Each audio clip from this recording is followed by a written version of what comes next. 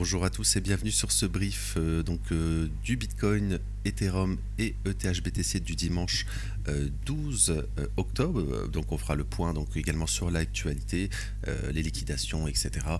Sur les principales crypto-monnaies. Donc avant cela, n'oubliez pas notre accompagnement idena-bourse.com, notre site internet. Vous avez toute notre offre disponible. Encore une fois, totalement gratuitement en ouvrant chez un compte de notre partenaire Vantage. Donc c'est votre compte, vous faites ce que vous souhaitez et c'est votre premier dépôt qui dépendra le nombre de mois d'abonnement offert, entre 2 et 6 mois d'abonnement offert. C'est totalement gratuit et sans engagement, je le répète.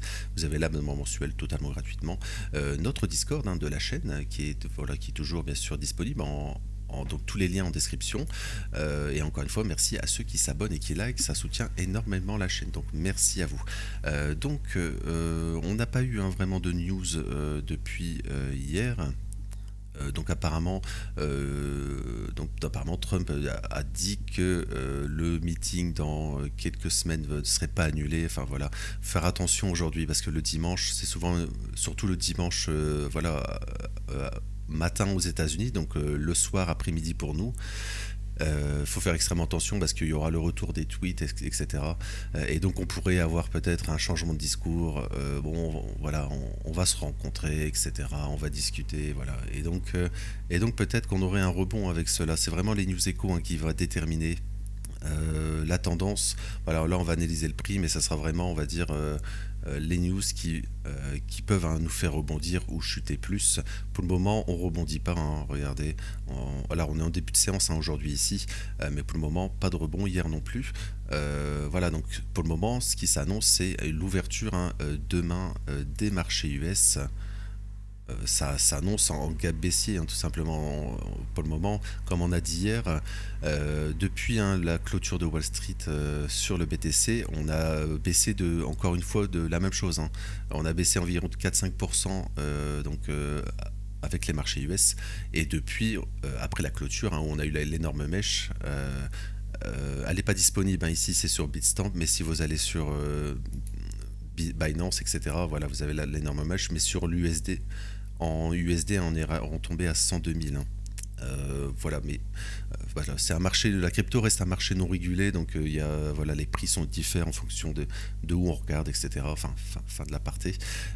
Mais donc voilà, on pourrait donc avoir une ouverture, donc en forte baisse des indices, tout simplement parce que sur le BTC, après la clôture de Wall Street, on a baissé encore une fois de la même chose, donc entre 4 et 5%. Donc attention à l'ouverture demain. Également souvenez-vous ici la dernière baisse qu'on avait eu ici sur le SP500 ici, SP500, on avait eu avec les tarifs, c'était les tarifs ici qui nous avaient fait baisser, on avait eu moins 21%. Donc là, si on ferait la même chose, on serait qu'au début de la baisse, moins 21% reviendrait ici. Donc à 3000, on va dire 5400 sur l'SP500, sur le futur ici. Donc voilà, ici on reviendrait dans cette zone ici 5400. On serait vraiment qu'au début d'une baisse sur les indices, et donc si les indices baissent, les cryptos vont baisser aussi. Donc on serait également qu'au début de la baisse d'un retracement sur BTC, ETH, etc.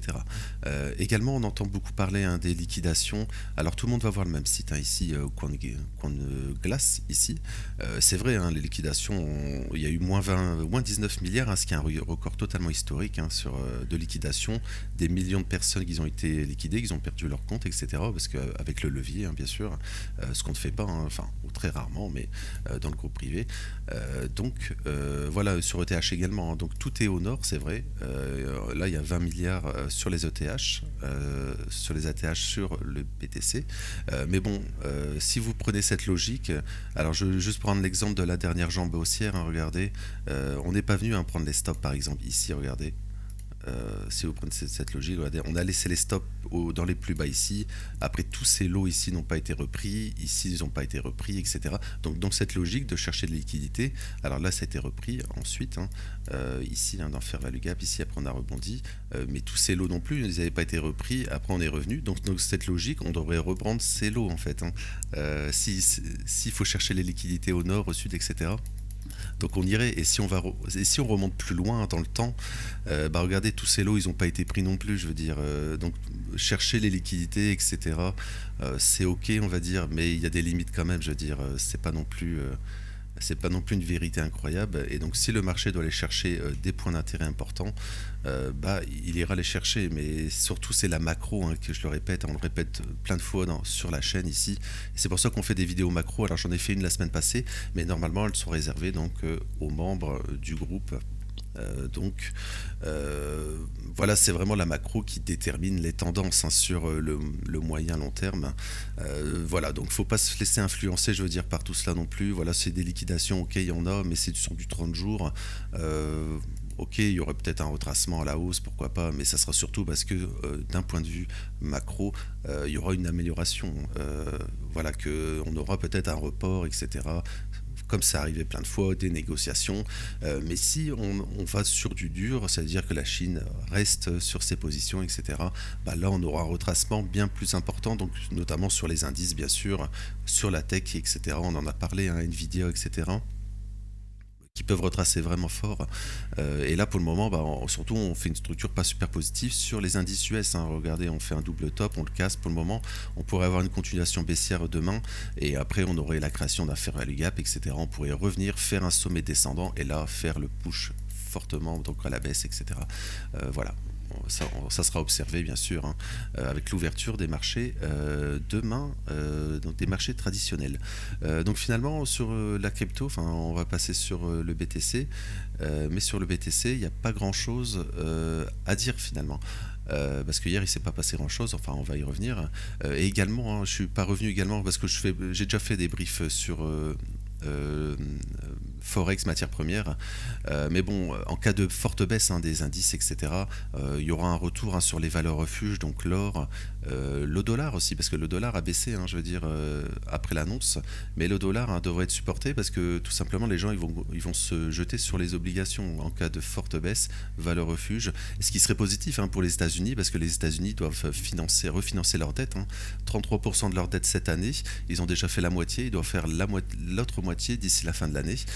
Donc si il y a une crise, une forte baisse à court terme, en fait, sur pas très longtemps, on va dire, ça serait très positif pour financer leur dette, car tout simplement, bah, les gens vont racheter de la dette américaine court moyen terme. Et ça fera baisser les taux d'intérêt sur la dette américaine. Plus il y a d'acheteurs, plus ça fera baisser plus il y a de demandes, hein, sur la dette, plus le taux baisse, et donc plus c'est positif pour refinancer une dette, hein. Et donc je veux dire, il n'y a pas que du noir non plus en cas de retracement, fort retracement des marchés. Donc ça serait positif pour, voilà, avec des taux d'intérêt qui restent élevés.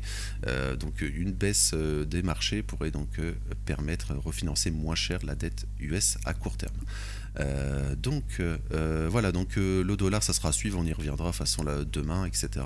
L'or aussi. Voilà, c'était une petite aparté. Voilà, que en cas de crash, hein, bah, en cas de fort crash aussi également, hein, l'or, hein, baissera, tout baissera finalement, parce que les gens ils vont vendre leur valeur refuge aussi en cas de vraiment crash, hein, très fort, hein, pour acheter finalement des actions, des indices au rabais, hein, totalement à un prix inférieur. Et également, beaucoup vont vendre et attendre pour voir ce qui se passe. Voilà. Mais souvent, c'est le meilleur moment pour acheter quand les gens font ça. Mais ça, on n'y est pas du tout, bien sûr. Donc, sur BTC, bah, pas grand-chose, hein. Comme je l'ai dit, hein, on n'a pas cette mèche ici, hein. Je suis sur Bitstamp. Voilà. Mais si vous allez là, c'est BTC en euros, mais vous avez...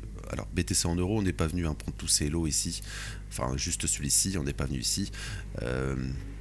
Mais sur BTC en USD, en dollars, on est revenu vers les 102 ici, enfin un peu plus même ici.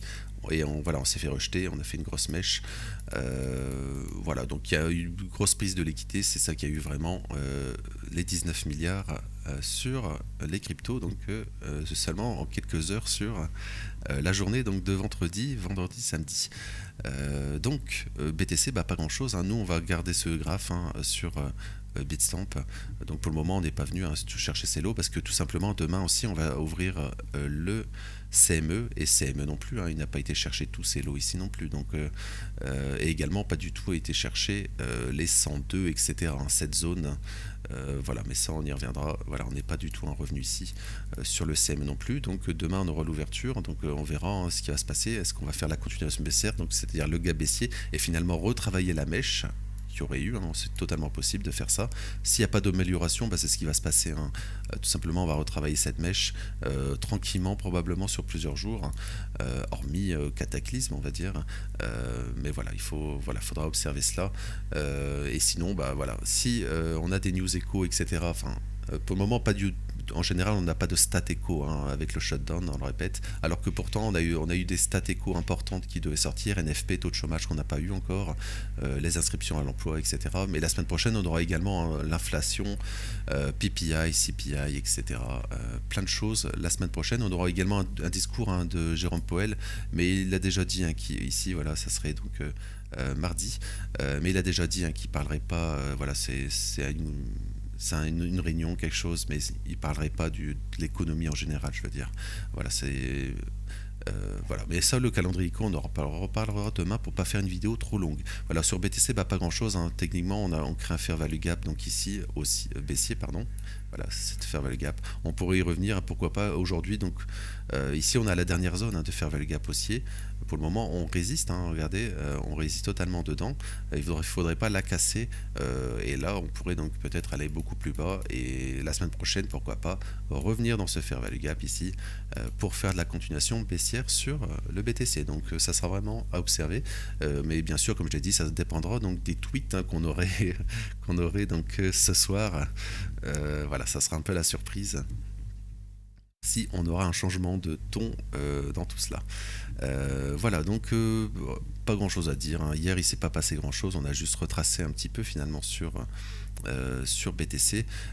Est-ce qu'on est venu chercher le plus bas? Je pense pas. Je pense qu'on s'est vraiment arrêté à chaque fois au même endroit ici.